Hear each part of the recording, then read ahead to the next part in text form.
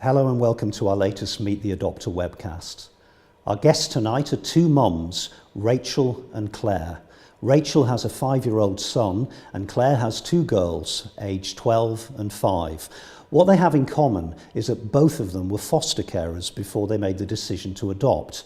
We'll be finding out how they came to that decision in just a moment, and we'll be helped by our third guest, Elaine, who's a social worker and adoption consultant for the children's charity Coram Bath. As ever, we'd love to hear from you. You can join tonight's conversation by tweeting at First for Adoption using the hashtag #MeetTheAdopter, or you can email. The address is socialmedia@firstforadoption.org.uk. But without further ado, let's meet the adopters. Claire began fostering 16 years ago and went on to care for 25 children before she decided to adopt two little girls who were living with her. It's important to say that you adopted two little girls that were living with you. Before she became a foster carer in 2010, Rachel was a teacher and she also worked with a children's charity in Romania. She adopted her son in 2013. Claire, if we can start with you. When and why did you decide that you wanted to foster? I first started thinking about it probably around 2000. And that was at a time where I'd known for quite a long time since my teens that I wouldn't be able to have my own children without fertility treatment. And my husband and I had talked about that, and we were kind of both clear that we wanted to be parents and we wanted children in our lives, but we didn't feel that they needed to be our own biological children. So we talked about the possibility of maybe adoption or fostering, and felt that actually fostering at that time in our lives would probably be something that we really wanted to do, because much as we really wanted children in our lives, we also quite liked our child-free periods as well. So we kind of had this notion that we'd do fostering, and in between our fostering placements we could do the expensive holidays and big nights out before our next placement came along. So that was how it got started. Thank you. And for you, Rachel, how did you arrive at the decision to foster? It was suggested to me actually many years before I did it by a friend who said, you'd be a great foster carer, you should do foster care. But I was working as a teacher, I had a full-time job, and I was happy in the job, I didn't want to stop doing that. And it was after I left teaching, I went to work in Romania for 2 years as a volunteer with a charity that I've been involved with for a long time, working with children that lived in institutions and also babies, very young children that had been abandoned or been effectively taken into care. And it was at the end of that 2 years when I came back with no job and no plan, and I revisited the idea of fostering then, and thought that this is the time in my life to do this now. It was the right time then to do that. Thank you. One of the things as somebody who hasn't ever fostered, one of the things I find must be very difficult, certainly hard for me to put myself in the position of a foster carer having to say goodbye to those children that you, by definition, form an attachment with. How was that, and how did you deal with having to say goodbye? For me, without a doubt, it's the hardest part of the job. It really is. But it's also kind of why you do it. That's the whole point of your role as a foster carer, if you like. It's preparing children for their next move, whatever that is, ideally back to their family if that's okay, or onto some sort of permanency. And so much as it's really difficult and much as you really miss them, for me anyway, there's that sense of I've done my job, I've done what I'm supposed to do, and yes, you miss them like crazy, but knowing and watching them move on to what you hope will be a positive future for them kind of gives a huge amount of satisfaction. Is it the same for you, Rach? Yeah, I see myself as a pivot point between what came before and what's going to come after, whatever that might be. And it is really hard, and actually, obviously, I'm not 100% successful because, look, I adopted a child that I was caring for, so, there's something there. And I think as well, when people think about giving up a child that they've cared for, I think a lot of people are thinking in terms of their own children, what it would be like to give away your own child to somebody else. And when you're fostering, you don't make plans for your long-term future. So there is the relationship with the child that's very difficult, and there is a grief that you go through, but you're not giving up a projected future that you thought you would have. Really, I think now I've adopted, really, I understand that. I think, oh, next year we'll do this, and in 5 years' time we'll do that. And when you're grown up, you think about those things. And if you were to lose that child, then you would lose not just the child and what you have now, but everything you've planned out for the future. With fostering, you mustn't allow yourself to have those thoughts about what we might do next year, because next year the child may not live with you. And so it's the here and now, really. It's about the child, isn't it? Yeah. Claire mentioned helping that transition, being there as a really useful bridge between what happened before and that child entering, in the case of adoption, into their new permanent family. What kind of things does a foster carer do to help that transition? I mean, it varies from case to case. There'll be things that all foster carers should keep mementos of the child sort of time when they were with you, including all photographs of them and their families and contact that they had with their families. Foster carers are usually really involved in plans for permanency and meeting with the permanent carers, whoever they are. Equally, if they're going back to their birth families, we'll kind of be working with the birth families to enable the child to go back. How's it for you, Rachel? Yeah, I think the first time that I moved a child onto adoption, the whole period of introductions was a big eye-opener for me. And since then, I've spent a lot of time trying to speak to other adopters and speak to all kinds of people who've got children living with them on permanence, and trying to find out what are the things that have made it easier for them. And it is things like memory box, parents, adoptive parents or kinship carers or whoever later on saying, we've got memory box items and we don't know what they are, we don't know where they came from, and just making sure that these things are labelled, that photos are labelled, who's in the photograph, where were you when that was taken, so that later on the child has these memories to look back on, and the new carers or parents can talk that through with them and bring the past up to date with the present. So it's a crucial part of that child's life. Yeah. Elaine, you were nodding as a social worker. You've obviously worked with a lot of adopters and foster carers, and does this ring true for you? Absolutely, and I think the thing is that what we know is that children who are adopted or children who are fostered, they move on into other permanents. They have lots of lost parts of their lives, really. So I think, it's so important that at least, the period of time that foster carers are involved, they keep those memories for the children, really, so that they've got something to move on with, because they lose so much of, what makes and forms their identity. Claire, when you didn't say goodbye to those significant little girls who you didn't want to let go, and it transpired that events meant that it was possible to adopt them, why them?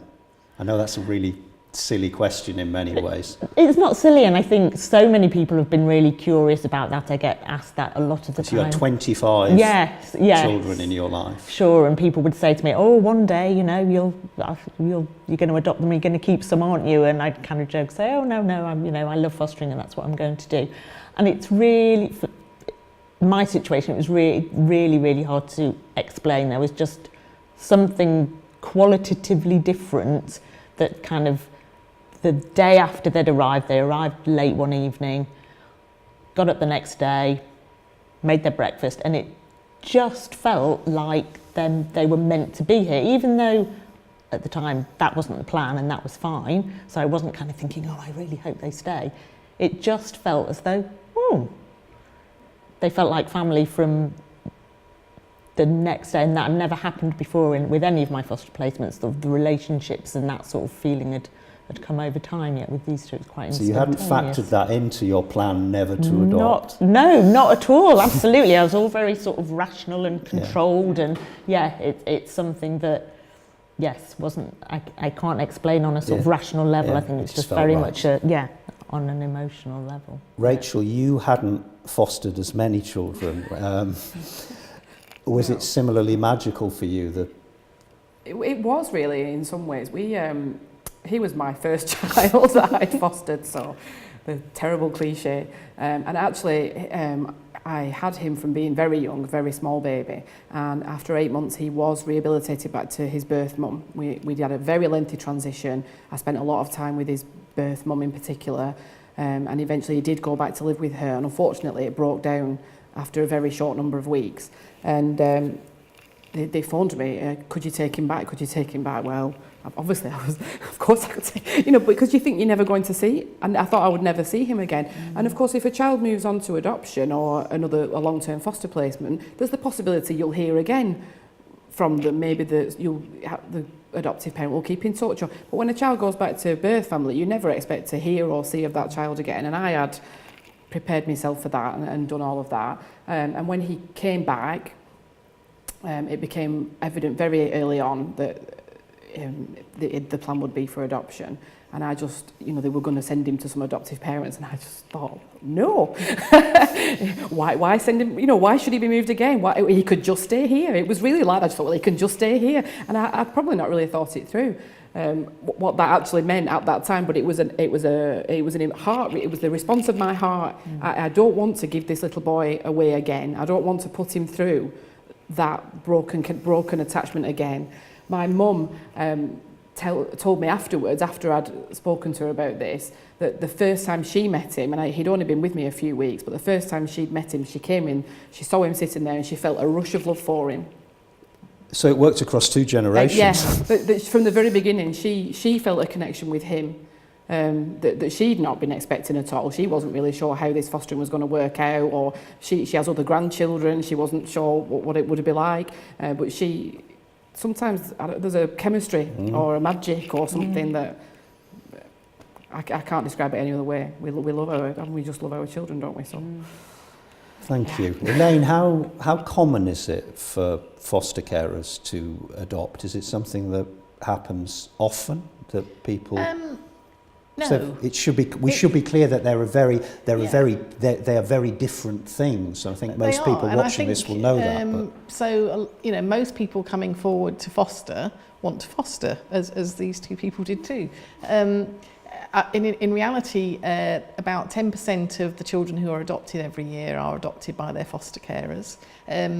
I think probably that there could be a larger number of children that could be adopted by their foster carers. But I think, definitely, there are equally many people who wouldn't ever think about adopting the child that they foster. They have their own birth children, and they're very clear about kind of the role that they have, really. So, I think that the notion that that sometimes foster carers are kind of doing the backdoor adoption, really, this is their route to getting a child, is just not the case, really. I think that the motivation is to foster, but sometimes then the inevitable happens and the falling in love bit and the emotions come into play. Like any kind of love, you can't really legislate for it, can you? Yeah. And presumably the process of assessing a foster care, again to you, Elaine, if you wouldn't mind, assessing a foster carer to become an adopter is quite different to somebody who's come without a relationship with the child and is just asking to be approved to adopt. Yeah, so I mean, foster carers still have to be approved to be adoptive parents, but there's been a recognition over the last couple of years particularly that the social services already have a lot of information about them from that first assessment. So I think in the past, foster carers sometimes found themselves going through a whole new process, starting all over again from the beginning, as if those, the initial assessments hadn't happened. Well, now that doesn't happen, and so now there's much more of an emphasis on a shorter assessment, sort of maximum 4 months, which takes into account the earlier assessment, but also then is able to use the evidence of the work that the foster care has done with not just this child, but previous children, so that they can kind of evidence the sort of their ability to be parents. But there are bits that also have to be thought about, and those are the longer term aspects of adoption that obviously you don't talk to people about when they're just thinking about fostering. Thank you. And back to you, Claire and Rachel.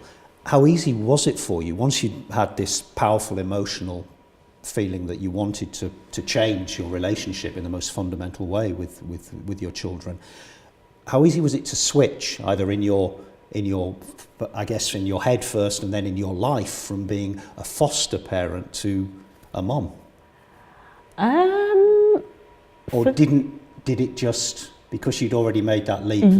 I think so, yes. So Emotionally. yes. So I don't think I suddenly felt differently towards the girls because I was being assessed to adopt them, or once I became their parent, if you like. It kind of felt like my feelings for them and my bond with them felt the same.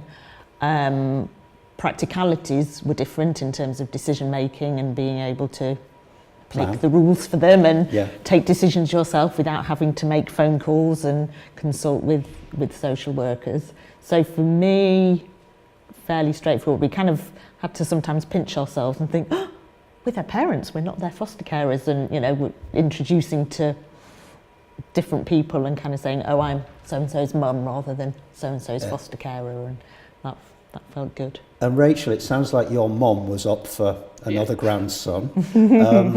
Was that universally echoed across your family? Was there some surprise that you wanted to be a mum full time as opposed to a foster carer, or did they welcome? I'm not sure the reactions were as much about me as they were about him. Really, I don't think that.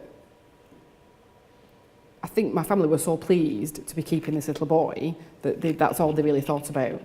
Because I think none of us had been prepared for the effect on my wider family of having these children come into our lives and then go out of our lives. How much my wider family and friends would miss them and would care about them. And so really, when he came back to me, there was universal, and when I said that I was planning to adopt him, it was just general happiness all around, really, because people had grown to love him and he'd been part of our community and family for so long.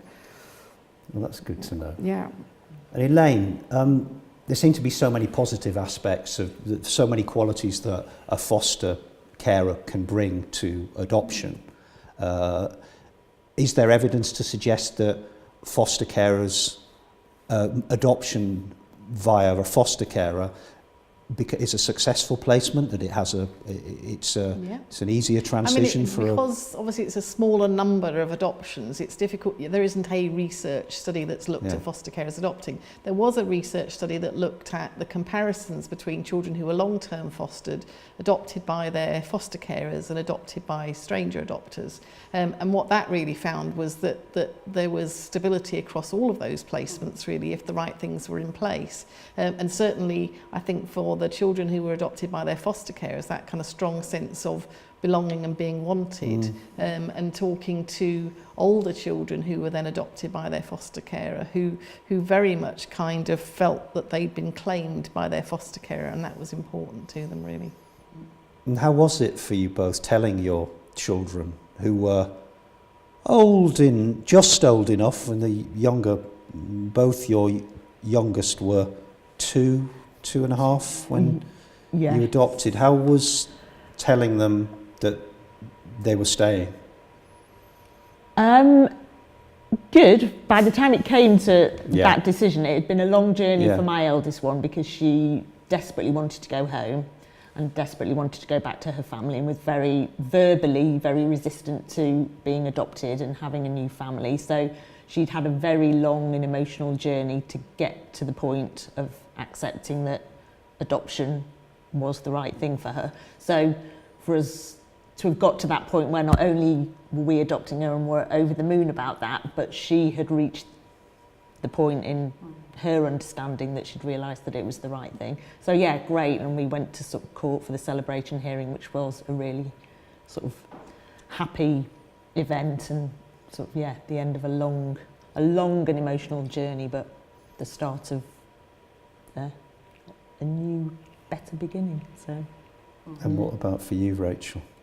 Well, my little boy was around 14 or 15 months when I first asked about adopting him, and so he was really too young to be really spoken to.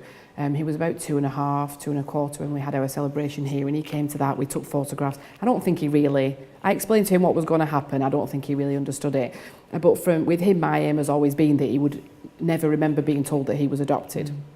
So from the beginning, the narrative of our life includes tales of how tales of his first mum that as we refer to, and his first dad, and his birth family, and we talk about that.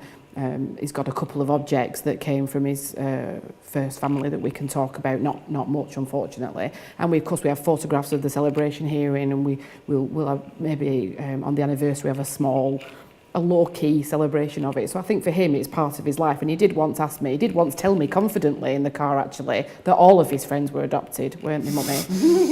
To gently explain that, well, no, they're trying to name, I said, not all your friends are adopted. Who's adopted then? I had to try and name some, but he's got a good understanding. And I think for us, because I continue to foster, and I foster young children, and it's short-term fostering, he's seen other children come into our home, stay for a while, and then move on to adoptive placements or other permanent plans. I think he's got quite a reasonable understanding of what's happening there. But I expect there will be changes in his understandings of what's going on as he gets older, and his ability to grasp the situation develops. Well, and of course, for any adopter, life story work is an ongoing process as the child grows older and you grow older with them. Rachel mentioned birth family, Claire, and I wondered, for many adopters, quite understandably, the idea of birth family and contact is a scary thing. And I wondered whether you found it helpful, the fact that as foster carers you'd had a relationship with the birth family.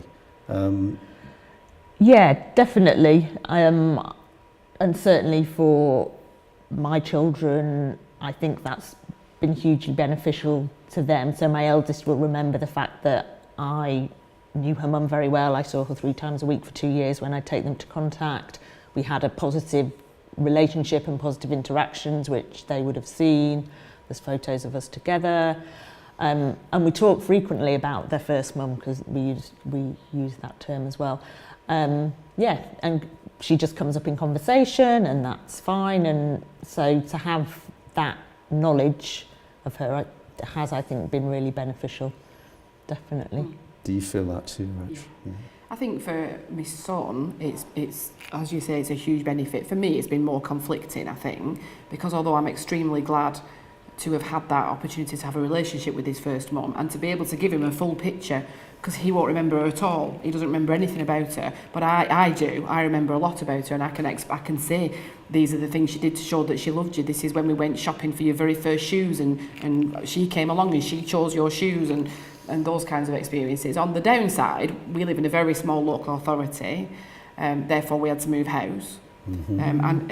Of course his birth family live very close to us. I've seen them out and about. So there's always that, for us, there's always that just slight tension of you could just bump into his birth mum at the soft play centre one day, or at the swimming baths, or somewhere like that. And so, he's not aware of any of that. And I think for him it's all benefit. For me it's more complicated, but for him it's all benefit. Yeah. And you mentioned that you're still fostering. Are you still fostering, Claire? No, haven't fostered since we adopted them, no. And so that's a big change. Are there other changes that you can pinpoint since you became mums? Sounds like maybe not. Sounds like apart from time, I suspect you don't have time off in the way that you used to. No, that's true. Holidays things like that have gone out the window. Now, absolutely. Yeah. But I think the difference absolutely is that investing in the future, planning for the future, having to, think about savings for their future. So pros and cons. So yes, I think it's about being able to look forward to forever with I had been single and childless, and I was nearly 40 when I adopted, so I'd had a whole life of only being concerned about myself, really. And obviously when you're fostering a child, you've fully invested in them, but in terms of my own long-term future, it was really all about me. It was really, I only had to worry about myself. Now I'm concerned about, am I healthy? Will I live? Do I have enough money? I should have a pension. A pension would be good. These are the things, because suddenly I realised that there's a person dependent on me, and that I actually don't want in my future life to be dependent on him. To be in a situation where, now he's got this aged mother that that's not going to pension. That I need to take better care and plan better for our future. But also to have that magical thing of being able to say, when you're this age, we'll do this, and it's amazing. Yeah, never thought I would be doing that. Yeah. You mentioned that you're a single mum. Yeah.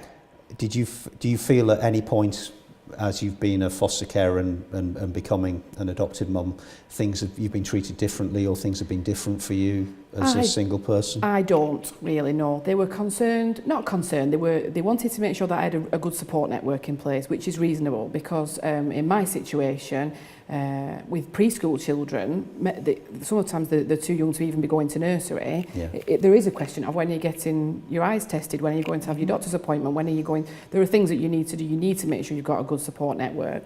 My close family live abroad, so there were some questions about that. Thankfully, I've got a close-knit community of friends and it turned out fine. They did ask me about male role models, which I didn't think was unduly outrageous to be asking about. And again, I was able to show he would have a granddad, he would have cousins, male cousins. He would be part of a wider community. I dare say you've met a few men in your life. Yes, yes, there will be. They'll come in and out, but he'll be part of a wider community where he'll be introduced to lots of different people from lots of different backgrounds, and that's going to be. That's going to be how we work it out. And I would say if people are thinking about adopting as a single person, you are truly single parenting at the extreme end of single parenting. There is no, they go to their dad's for a couple of hours on a Sunday afternoon or the weekend, or that there is no respite like that at all. If you're a single adoptive parent, you are that child's only parent, and if you don't have a good support network around you, it is all you all of the time, and that it's a big responsibility and it can be tiring. So you do need to be sure about your support network if you're going to adopt as a single person. Yeah. Elaine, by the same token, can it sometimes be very useful to be a single figure in a child's life when you're bonding with them? Is it? I know that certain children might benefit from one carer looking after them. And I think and sometimes for children, where they've had difficult experiences previously, having the opportunity to just have that sort of one-to-one bond can be really important for them. But I think that Rachel's absolutely right. I think, and we haven't kind of mentioned it yet, but I think the children that are being adopted by their foster carers are the same children who are being adopted by other people, or children who are, they're children who come into the care system because they've had sort of neglectful and difficult past. And even the very young children, will have had kind of experiences in the womb that mean that these things are going to continue to impact on them. So this isn't an easy route to parenting, and these children will continue to have needs over time, really.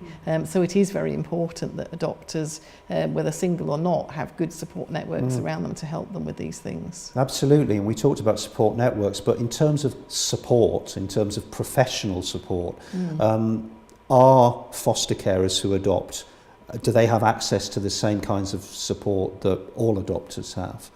Yeah, they do. I mean, so once they become adoptive parents, then they're entitled to adoption support in the same way that everyone else was. And I think certainly when you look back and some of the research at why some foster carers don't adopt, is I think there's that sense that actually they get less support as adoptive parents than they do as foster carers, because they don't have that network of social workers around them to support them. And I think one of the things that's been really helpful in the last few years is the way in which adoption support has absolutely kind of been addressed really for adoptive parents and for adoptive families. So now, a foster carer who's going to think about adopting will know that they're going to be able to access support for their child in perhaps a much more realistic and meaningful way than they might have thought about in the past. Thank you. You were nodding, Claire and Rachel. Do you feel that you've been made aware and the kind of support that you may need or have used is available for you? Yes, certainly. I think we felt very well supported in terms of post-adoption support. We had a lot of therapeutic support to help us think about how to parent the children and explain the whole process to them, which was really, really helpful. And financial support initially, because the expectation was that I would stop fostering. But still continued to get my fostering income for a while, which was obviously really helpful. So certainly the support we've had has been really good. We've been lucky. Yeah. And for you, Rach? Initially there was financial support, which was very helpful. especially as, of course, foster carers are self-employed, and therefore there's no statutory adoption pay. There's no, I mean, there's nowhere else to go. So that was incredibly useful, actually. I'd say in terms of other kinds of post-adoption support, we haven't really accessed any yet, and the initial conversations that we had about it were actually quite vague. There was a lot of, well, he's very young, and, well, he won't remember, and there was quite a lot of that kind of talk. And I know I was quite naive at the time and was, okay, yes, he's very young.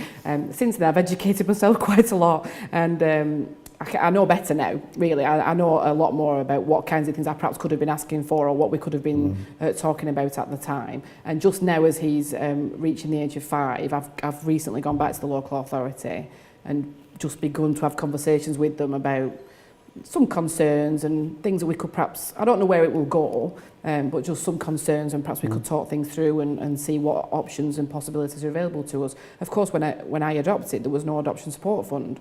So post-adoption support was, you know, it was what you could get. It was just down to what was offered to you, really. Whereas now you feel in a more, you feel more confident to go, I think, and say, can we look at something? Because you know you're not asking the local authority, who probably don't have any money, to spend money on anything. You know that once they've come round and assessed you and you've decided, you can apply to the adoption support fund, and maybe that will be what funds it. So you feel more confident, I think, now as an adopter to phone up and ask. And to phone up before you reach a crisis. I think that's really important. Yeah. To have something in place before it reaches the point where you feel it's all going to go disastrously wrong. To phone up in anticipation before that and try and prevent that situation occurring.